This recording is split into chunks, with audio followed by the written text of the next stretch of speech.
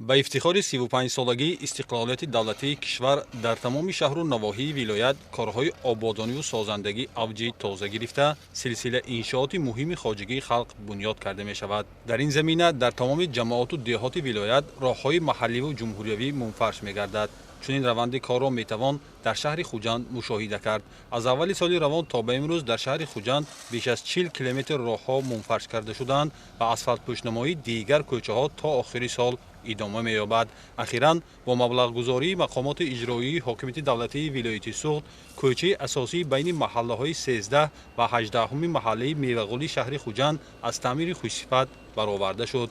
تدبیر مذکور در دایره سزاوار استقبال گرفتن سنه‌های فرخنده و ملی با مقصد عملی سازی دستور و سپارش‌های اساسگذار صلح و وحدت ملی پیشوای ملت پرزیدنت جمهوری تاجیکستان محترم امام علی رحمان اجرا گردیده است که همه این برای باز هم بهتر نمودن رفت و آمد ساکنان به حساب می‌رود. کوچه مرکزی محله میوه‌قلی را منفرش کرده استادیم که مساحت آن 6000 متر مکعب را تشکیل می‌دهد. ما امروز کار را به اتمام رسانده ایستاده‌ایم. آینده در شهر خوجند نقشه‌ها بسیار کوچه دوستی خلق‌ها با یک چند دیگر کوچه‌های نو مقطع‌ها در نقشه برای بسیار انشاءالله. کارهای راهسازی از طرف جمعیت دارای مسئولیتش محدود وحدت 2018 اجرا گردیده تمام 3 روز به پررگی منفرش گردید.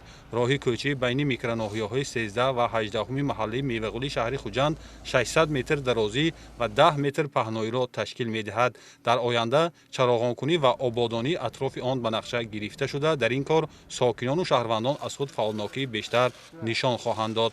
با افتخار 35 سالگی استقلالیت دولتی جمهوری تاجیکستان در ولایت بنیاد و به استفاده دهی زیاد از 12000 انشاءات به نقشه گرفته شده. تا این مرحله در شهر و ناحیه‌های ولایت الکی 5000 انشاءات تعییناتشان گوناگون مورد استفاده قرار گرفته فعالیت پرثمر دارد.